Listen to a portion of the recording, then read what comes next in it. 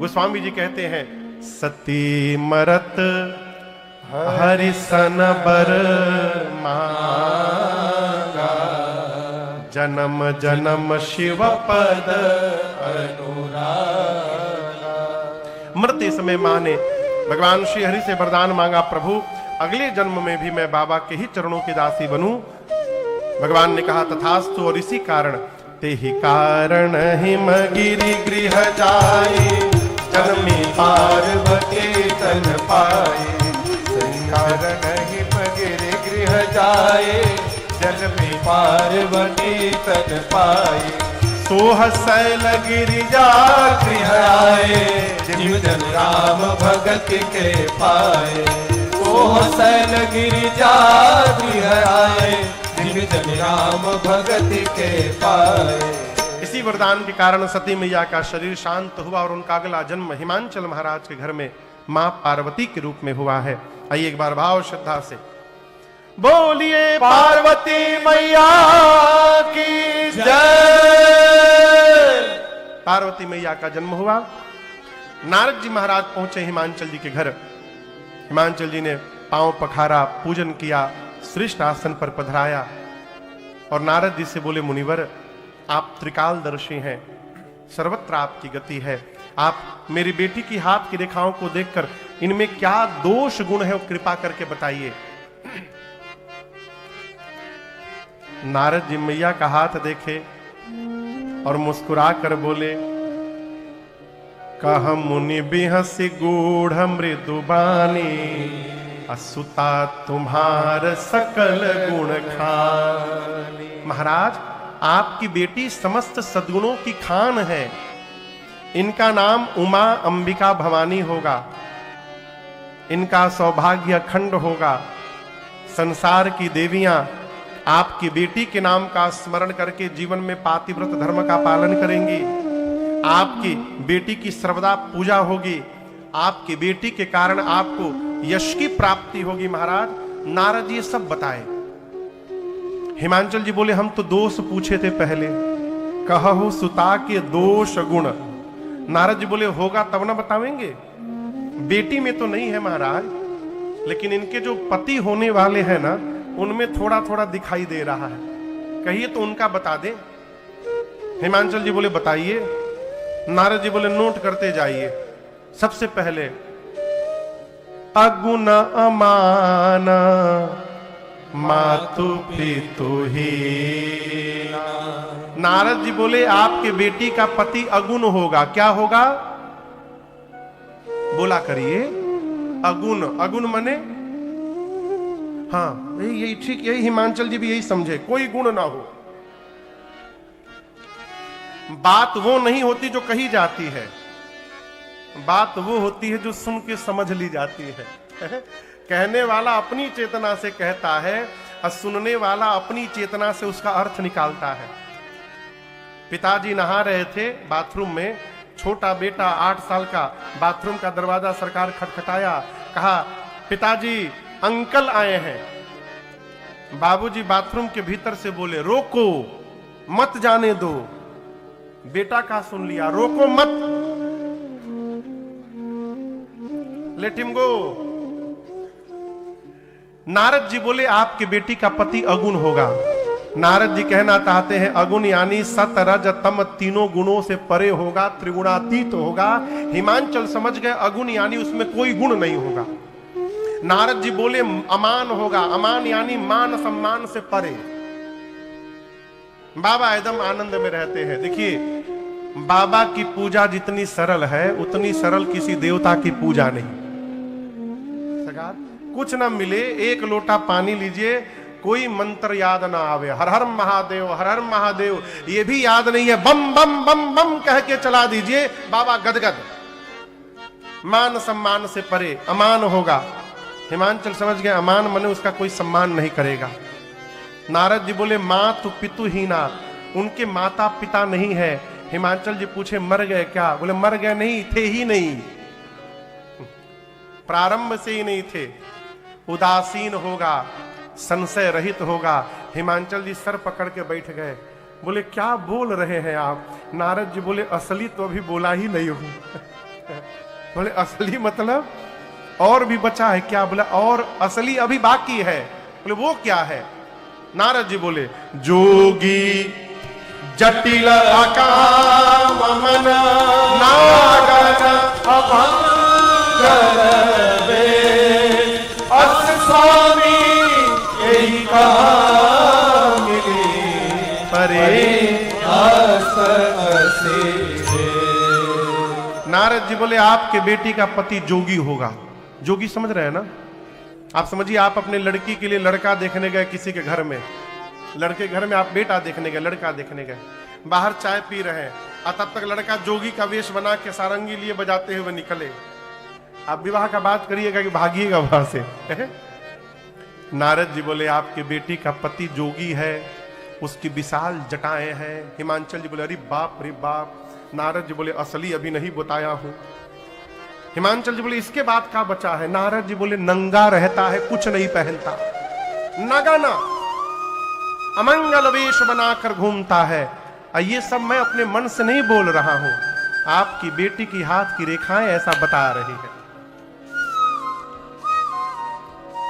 हिमांचल जी नारद जी को थोड़ी किनारे ले गए और जाकर बोले कोई उपाय है? हिमांचल जी नारद जी पूछे कैसा उपाय? हिमांचल जी बोले दूल्हा बदलने का कोई उपाय रखे हैं आप? नारद जी बोले कह मुनि सहिमवंत सुनु जो विधि लिखा देव धनुज नर नाग मुनि कौन में मेरे पिता ब्रह्मा जी ने आपकी बेटी की ललाट पर जो रेखाएं खींच दी हैं, न कोई देवता, न कोई दैत्य, न कोई नर, न कोई नाग, न कोई मुनि, इस ब्रह्मांड में उसको कोई मिटाने वाला नहीं है। लेकिन एक बात कहें हिमांचल जी, जे जे बर के दोष बखाने ते सब शिव पही मैं अनुमान। मैंने जो जो लक्षण वर के बताए हैं, ये सारे के सारे लक्षण केवल और केवल शंकर जी में विद्यमान है। और हिमांचल जी यदि आपकी बेटी का विवाह भगवान शिव से हो गया तो आपकी बिटिया का कल्याण हो जाएगा। हिमांचल जी पूछे ये संभव कैसे होगा? नारद जी बोले यही बताने के लिए यहां पर आया हूं। जो तप करे तुम्हारी तुम्हारी, जो तप करे तुम्हारी तुम्हारी, फिर भावी हूं मेटे सकहीं त्रिपुरारी। भावी सकहीं त्रिपुरारी, यद्यपि पर अनेक जग माही, यद्यपि पर अनेक जग माही, परंतु यही कहाँ शिव तजे दूसर नाही। यही कहाँ शिव तजे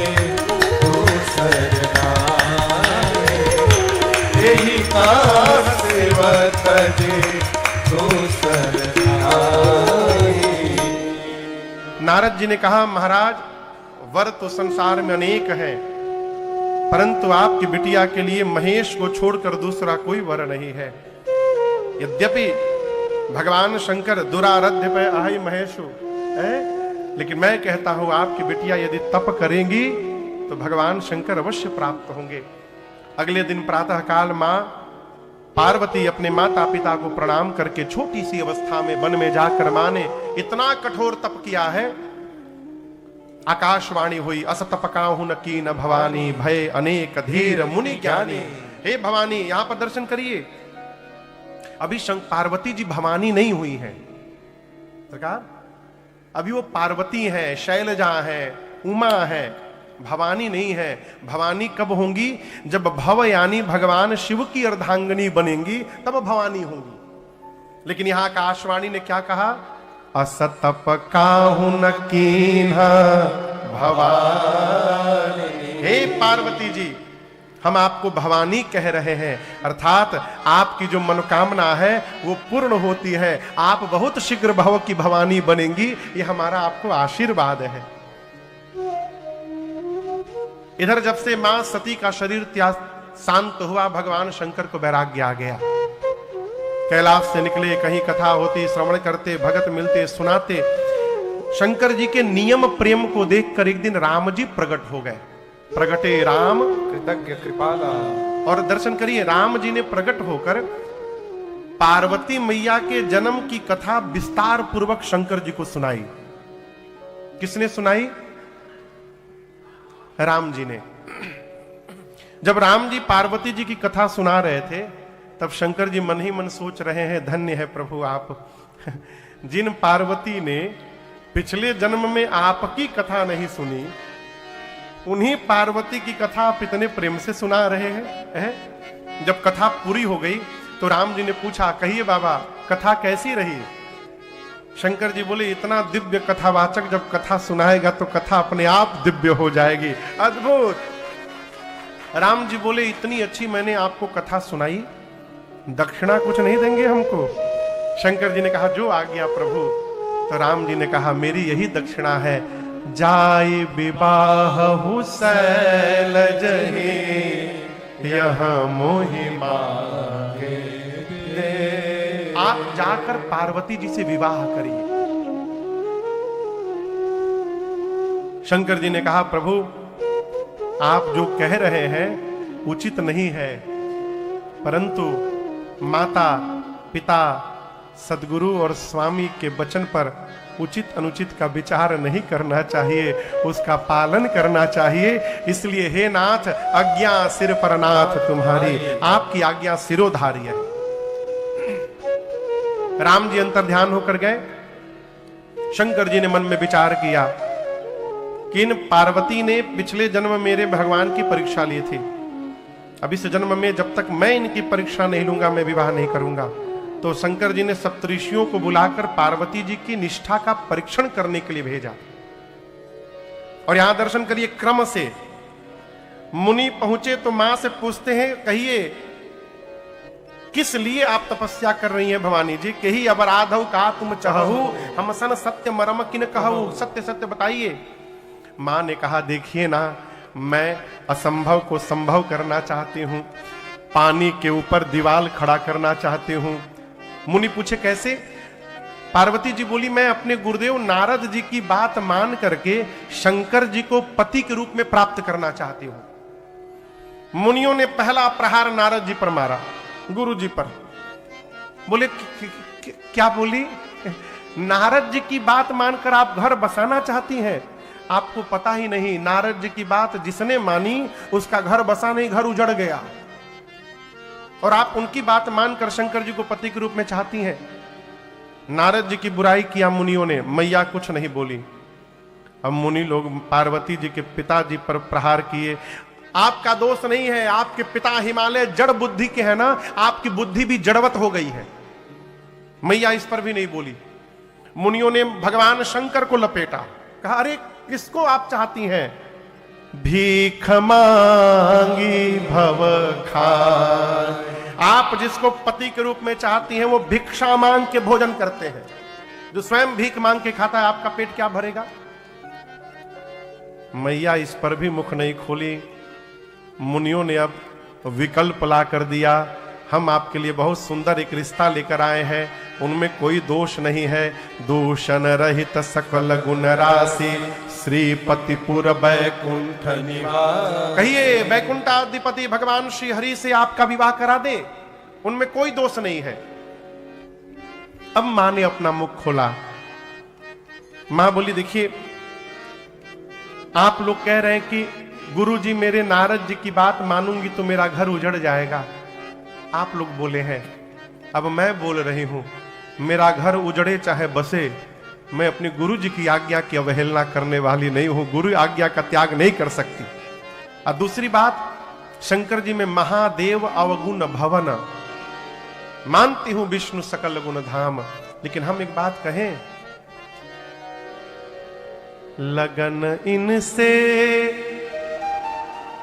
हम लगा बैठे, जो होगा देखा जाएगा। लगन इनसे लगा बैठे, जो होगा देखा जाएगा। लगन इनसे लगा बैठे, जो होगा देखा जाएगा। लगन इनसे लगा बैठे, जो होगा देखा जाएगा। जो होगा देखा जाएगा। इन्हें अपना, इन्हें अपना, इन्हें अपना बना बैठे, जो होगा देखा जाएगा। इन्हें अपना बना बैठे, जो होगा देखा जाएगा।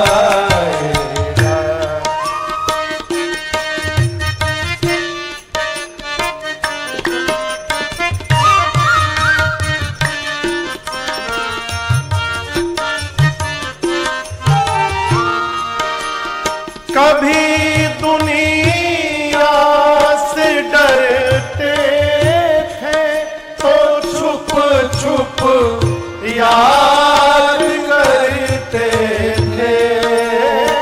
कभी दुनिया से डरते थे, तो छुप छुप याद करते थे। तो छुप छुप याद करते थे। अब शर्म हम बेच खा बैठे, शर्म हम बेच खा बैठे, जो होगा देखा जाएगा। हम बेच खा बैठे, जो होगा देखा जाएगा। इनसे लगा बैठे, जो होगा देखा जाएगा। जो होगा देखा जाएगा। जो होगा देखा जाएगा। क्या कहा मैया ने? जो होगा देखा जाएगा। माँ की निष्ठा देखकर सप्तऋषि जय जयकार किए, जाकर भगवान शंकर को माँ की निष्ठा बताएं। बाबा इतने आनंद में आए कि फिर समाधि में चले गए। पिछली बार गए थे तो कितने दिन बाद लौटे थे, फिर गए। कब आएंगे अब किसी को नहीं पता। इसी बीच एक दैत्य ने जन्म लिया जिसका नाम था ताड़कासुर। सरकार कभी कभी सोचते हैं इन राक्षसों का एक सूत्री कार्यक्रम, जन्म लो तपस्या करो। आप दर्शन करिए, जितने राक्षस हुए जन्म लिए तपस्या किए, इतना तपस्या किए कि ब्रह्मा जी शंकर जी वरदान देने के लिए विवश हो गए। अब मांगते क्या है? हम मरे नहीं। हाँ, ससुरे सब मरते हैं लेकिन मांगेंगे जरूर कि हम मरे नहीं। ताड़कासुर मांगा ब्रह्मा जी से, मैं मरूं नहीं। ब्रह्मा जी बोले कुछ और मांगो, मरना तो पड़ेगा। अब दिमाग लगाने लगा कैसे न मरूंगा, तो सोचा शंकर जी समाधि में है, कब आएंगे।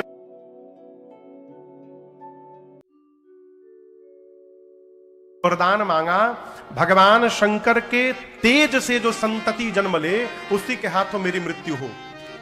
ब्रह्मा जी बोले तथास्तु, वरदान पाया, लगा देवताओं पर त्रास करने। इंद्र बोले कौन सा वरदान दे दिया आपने, मर ही नहीं रहा है ये। ब्रह्मा जी बोले ऐसे नहीं मरेगा, ऐसा ऐसा वरदान मांगा है। इंद्र बोले फिर तो मर भया।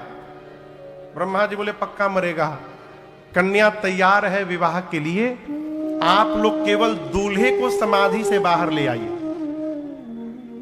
इंद्र हाथ जोड़कर ब्रह्मा जी से बोले ब्रह्मा जी, ये ताड़कासुर तो बाद में मारेगा, जो उनको समाधि से बाहर जगाने जाएगा वो पहले मार डालेंगे उसको। ब्रह्मा जी बोले आप लोग न जाइए, कामदेव को विदा करिए। कामदेव आए, पूरी बात सुने। कामदेव ये जान गए हैं कि शिव विरोध का अर्थ है मृत्यु को निमंत्रण देना, परंतु मन में सोचने लगे देव कार्य में यदि प्राण भी चला जाएगा तो संतत संत प्रशंसहिते, उस जीव की सतत प्रशंसा होगी। ऐसा जानकर ब्रह्मलोक से और कैलाश पहुंचने में कामदेव को 2 दंड का समय लगा, 48 मिनट।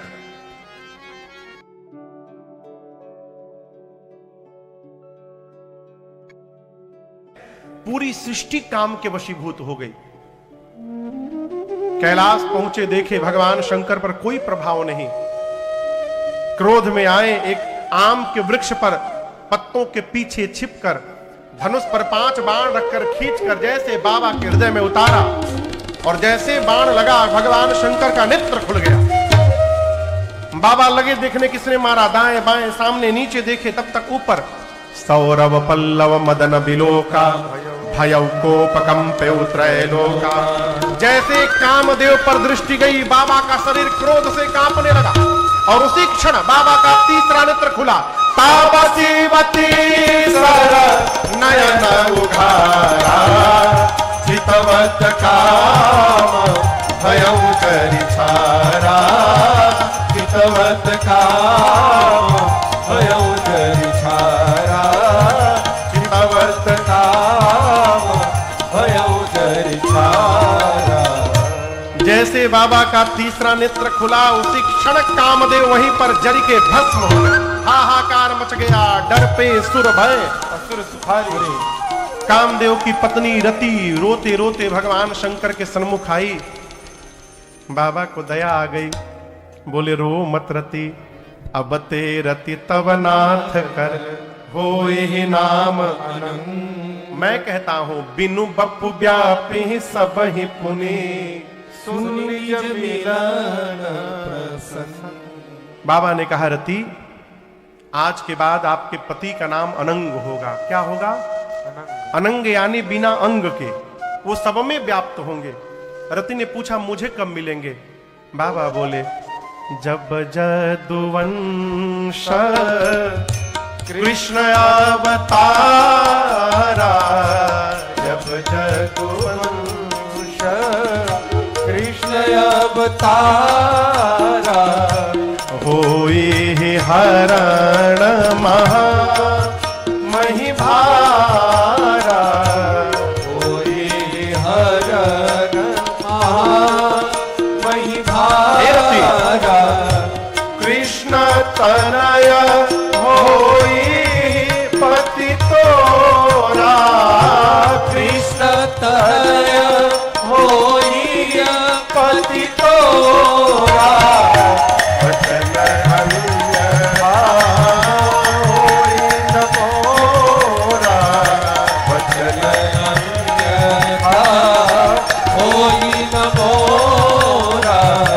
वचन अन्यथा होई न मोरा, वचन अन्यथा होई न मोरा। बाबा ने कहा रति, द्वापर में जब परमात्मा श्री कृष्ण धरती के भार का हरण करने के लिए अवतार लेंगे, तब भगवान कृष्ण के पुत्र आपको पति के रूप में प्राप्त होंगे। रति प्रणाम करके गई। रति के जाने के बाद सारा देव समाज कैलाश दौड़ा। ब्रह्मा जी, इंद्रादिक देवता, विष्णु भगवान सब लोग आए, और आपको बताऊं दूर से ही जय जयकार कर रहे हैं। एक देवता ने कहा, बोलिए विश्वनाथ भगवान की जय, बोलिए बल्केश्वर महादेव की जय, बोलिए भूतनाथ भगवान की जय। गोस्वामी जी कहते सभी देवता अलग अलग, पृथक पृथक तिनकीन प्रशंसा। ब्रह्मा जी बोले अलग अलग बोलने से काम नहीं चलेगा, एक साथ बोलते हैं। अब पूरा देवता देव समाज एक स्वर में, शंकर तेरी जटा में,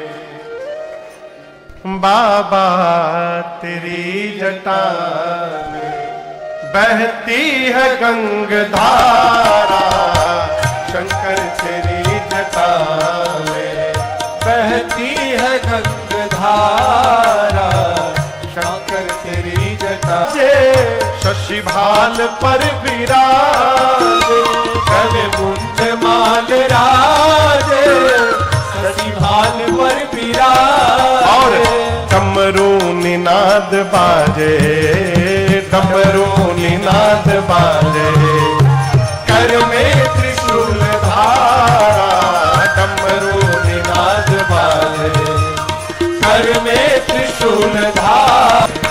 बसन धारी शिव नाम तारे, ब्रह्मानंद ना बिसारे, भव सिंधु पार तारा, ब्रह्मानंद ना बिसारे।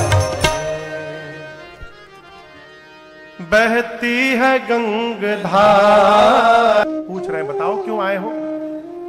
इंद्र बोले हम नहीं बोलेंगे, डर लग रहा है। बोले क्यों? मार देंगे तो क्या होगा? ब्रह्मा जी बोले अभी अमर बोले हैं आप लोगों को, अपने मुख से अमर बोले हैं, कैसे मार देंगे? इंद्र बोले अभी अभी जिनको जला के भस्म किया है वो भी अमर थे। गए। हम नहीं कहेंगे, आप ही कहिए, आप भय का दर्शन करिए। ब्रह्मा जी भी डरे हैं। कह विधि तुम प्रभु अंतर्यामी। ब्रह्मा जी बोले प्रभु आप तो अंतर्यामी है, सब जानते हैं। शंकर जी बोले कहिए कहिए क्या कारण है? ब्रह्मा जी बोले प्रभु ये जितने देवता हैं सब आपके विवाह का दर्शन करने के लिए उत्साह में उतर रहे हैं। ये सब आपका विवाह दर्शन करना चाहते हैं। आप राम जी को वचन दिए हैं आप विवाह करेंगे। शंकर जी सब जानते हैं कि किसी भी देवता को मेरे विवाह से कोई लेना देना नहीं। बाबा ठीक से जानते हैं कि इसलिए विवाह कराने आए हैं कि विवाह के बाद जो पुत्र होगा वही मारेगा ताड़कासुर को। शंकर जी मुस्कुराए, अनुमति दिए, देवता पुष्प की वर्षा करने लगे। ब्रह्मा जी ने सप्तऋषियों को भेजा है हिमांचल जी के नगर, वहां से सप्तऋषि मुहूर्त लेकर आए और ब्रह्मा जी ने सभी देवताओं को मुहूर्त बांच कर सुनाया। शिवरात्रि का दिन नहीं, वैशाख महीना शुक्ल पक्ष पंचमी तिथि दिन गुरुवार का पुराण भगवान कहते हैं। और आज दिन कौन सा है? आज गुरुवार का दिन भी है। ब्रह्मा जी ने सभी देवताओं को मुहूर्त सुनाया, कहा अमुक तिथि को सभी देवता बराती बनके। कितने बजे से बारात निकलेगी मंत्र जी? 4 बजे। ठीक है, 4 बजे सभी देवता बराती बनके कैलाश पहुंच जाएंगे। लेकिन एक विशेष नोट ब्रह्मा जी सुनाए। ब्रह्मा जी बोले दूल्हे की ओर से किसी भी गाड़ी की बुकिंग नहीं भई है, इसलिए सभी बराती अपने निजी वाहनों द्वारा आएंगे। खुद दूल्हे के वाहन की व्यवस्था नहीं है तो आपकी व्यवस्था क्या करेंगे? वो अपने अपने वाहन पर बैठकर सभी देवता बराती बनकर 4 बजे कैलाश पहुंचेंगे। देवता जय जयकार करके गए। अब विवाह का दिन आ गया। गोस्वामी जी कहते हैं लगे सवारन सकल सुर, वाहन विविध विमान, हो ही सगुन मंगल सुभद करैया पचरा। आपसे एक बात कहूं, आजकल विवाह में एक कार्यक्रम होता है संगीत का, होता है ना? किसके घर होता है? दूल्हे के घर कि दुल्हन के घर? दूल्हे के घर। और दुल्हन के घर? दोनों जगह होता है ना। पूरे ब्रह्मांड में एकलौता विवाह मेरे बाबा का ऐसा हुआ जहां दूल्हे के घर में कोई संगीत का कार्यक्रम नहीं, सारा संगीत का कार्यक्रम बारातियों के घर में चल रहा है। यहां गोस्वामी जी कह रहे, देवताओं के यहां देवलोक में अप्सराएं नृत्य कर रही हैं, मंगल गीत गाए जा रहे हैं। सभी देवता अपने को सजाते हैं, अपने वाहन को सजाते हैं। विष्णु भगवान किस पे चलते हैं? कहिए कहिए। गरुड़ पर। विष्णु भगवान अपने गरुड़ जी को नहलाकर सरकार खूब सुंदर लाल रंग की चांदनी ओढ़ा रहे हैं, गले में माला पहना रहे हैं, इत्र लगा रहे हैं गरुड़ जी पर। इंद्र अपने श्वेत वर्ण के ऐरावत हाथी को रगड़ रगड़ के चमका रहे हैं और उन्हीं के बगल में यमराज अपन करिया भैंसा लेके खड़े हैं। यमराज देखे इंद्र का वाहन व्हाइट, हमार वाहन ब्लैक, वो लगे भैंसे को रगड़ने। इंद्र ने कहा कितनों रगड़ोगे गोरा नहीं होने वाला है ये। वो अपने भैंसे को सजा रहे हैं, कोई बकरा सजा रहा है, कोई मगर सजा रहा है। कुबेर पुष्पक विमान पे चलते हैं, वो पुष्पक विमान में लड़ियां लगा रहे हैं। सब तो अपने अपने वाहन को सजा रहे हैं। किसी के मन में ये नहीं है कि जिनके विवाह में चलना है उनको कौन सजाएगा, उनका वाहन कौन सजाएगा। कोई नहीं आया। 2 बज गया है, 2 घंटे बाद बारात निकलनी है। बाबा आनंद में बैठे हैं, बाबा के गण परेशान। शंकर जी पूछे परेशान क्यों हो? गण बोले प्रभु एक भी देवता आपको सजाने आज नहीं आया। शंकर जी बोले अपने से टाइम मिलेगी तब ना हमारी याद आएगी। बाबा बोले देखो देवता यदि आ भी गए ना तो वो मेरा श्रृंगार नहीं कर पाएंगे। क्यों? शंकर जी बोले शंकर का श्रृंगार वही कर सकता है जो मेरा मन समझता है। अब मेरे मन को, मेरे गणों को छोड़कर दूसरा कौन समझता है? इसलिए आप जितना श्रृंगार करेंगे सुंदर उतना कोई नहीं करेगा। आप सजाइए। अच्छा आप बताइए यदि गणों की जगह आप होते तो ये सुनकर कैसा लगता आपको? कहिए। हाँ डरिए मत, बोलिए। यदि आप शंकर जी के गण रहते, शंकर जी आपको कहते आप सजाओ, आपको कैसा लगता? नाचने लगते ना। लेकिन बाबा के गण डिप्रेशन में चले गए। क्यों? हाँ सही में क्यों? जैसे बाबा रहते वैसे बाबा के गण, जो आज तक कभी अपना मेकअप नहीं किए हो, पहली बार उनको टेंडर मिला, वो भी दूल्हे का डायरेक्ट मिल गया सरकार।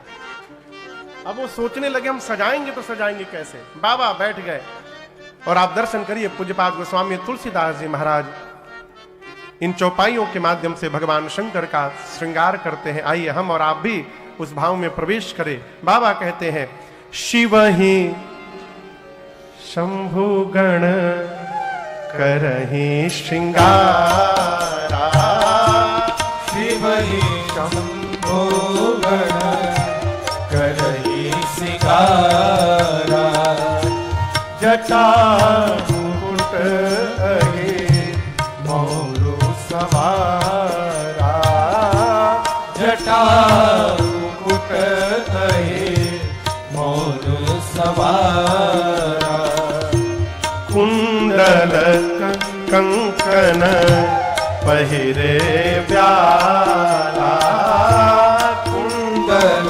कंकन पहिरे व्याला, तन विभूति पट के हरि छाला, तन विभूति पट के हरि छाला। आप भी गाइए। शशि ललाट सुंदर सिर गंगा, शशि ललाट सुंदर सिर गंगा, नयन तीनन उपवीत भुजंगा, नयन तीन उपवीत भुजंगा, गरल कंठ उर नरसिर माला, गरल कंठ उर नरसिर माला, अशिव वेश शिव धाम कृपाला, शिव वेश शिव बाबा चले बसहचरी बाजहि बाजा, चले बसहचरी बाजहि बाजा, चले बसहचरी बाजहि बाजा। बाबा बैठ गए। बाबा के गण विचार करने लगे कहां से प्रारंभ किया जाए। सबसे पहली दृष्टि गणों की बाबा की जटाओं पर गई। काम दहन के समय क्रोध के कारण जटाएं बिखर गई थी। गणों ने सोचा पहले इसको व्यवस्थित किया जाए और जटाओं को लपेटना प्रारंभ किया। गणों ने लपेटते लपेटते ऐसा लपेट दिया कि सिर पर जटाओं ने मुकुट का आकार ले लिया। जैसे मुकुट बना, दूसरा गण तुरंत हाथ पकड़ा, कहा छूना मत इसको। क्यों? टोपी का काम खत्म। ये दूल्हा का टोपी है। शंकर भगवान जब देखे ना कि जटाओं का टोपी मेरे सिर पर है, मुकुट, बाबा गदगद हो गए। जानते हैं क्यों? शंकर भगवान सोचने लगे 14 वर्ष मेरे आराध्य प्रभु भी इसी प्रकार जटाओं का मुकुट बना के घूमते रहे, मैं भी उसी स्वरूप को प्राप्त हो गया हूं। बाबा गदगद हो गए। अब सिर पर जटाओं का मुकुट लगा के गण चुपचाप खड़े हैं। एक ने कहा क्या हुआ? गण ने कहा देखिए, मुकुट पहनने से केवल कोई दूल्हा नहीं होता। आपसे प्रश्न करूं, बारात में बारातियों से दूल्हे को भिन्न कौन करता है? कौन सा श्रृंगार? सेहरा। उसको हमारे यहां पूर्वांचल में सरकार मौर कहते हैं। मौर समझ रहे हैं ना? ऐसे ऐसे झूलता रहता है सामने। एक गण बोला मौर जब तक बाबा नहीं लगाएंगे तब तक दूल्हा कैसे बनेंगे? शंकर जी पूछे व्हाट इज मौर? ये मौर क्या है? बोले कुछ नहीं प्रभु, यहां बस ऐसे ऐसे लटका रहता है, यहां उठा रहता है। बाबा पूछे उसके बाद उसका क्या होगा? बोले अगले दिन गंगा जी में सीताराम। शंकर जी बोले देखो, मैं एक बार जिसको अपने सिर पे चढ़ा लूंगा उसका कभी जीवन में विसर्जन नहीं होने देता हूं, इसलिए ऐसा मौर बनाना जिसका विसर्जन न करना पड़े। अब गण सोचे ऐसा मौर कहां से लाए? एक गण बोला मैं व्यवस्था करता हूं। गया एक जगह, एक पर्वत के खोह में 4-5 हजार सांप नाच रहे थे। शंकर जी पूछे तुम लोग इतनी तेजी से क्यों नाच रहे हो? प्रैक्टिस, बारात चलेगी ना, वहां परफॉर्मेंस देना है अपना। गण बोले अच्छा रुको, पतले पतले जितने हो सब बाहर निकलो। एक सांप बोला कितना पतला? बोला 10 mm से नीचे वाले। 300-400 सांप सरकार बाहर आ गए। उसमें से 40-50 सर्पों के सिर ऊपर हो गए और सबके पूंछ बाबा के चेहरे के आगे झूलने लगे। शंकर जी पूंछ हटा के पूछे ई का है हो? गण बोले प्रभु आपका मौर है, ये सर्पों का मौर। आभूषण दर्शन करिए। गोस्वामी जी कहते हैं कुंडल कंकण पहिरे कान में कुंडल सर्प का, हाथ में कंगन सर्प का, बाजूबंद सर्प का। लेकिन आपसे निवेदन करूं ये न समझिएगा कि जो सांप मिला उसी को लपेट दिए ना। सरकार गणों ने मैचिंग का पूरा ध्यान रखा है। पुराण भगवान कहते हैं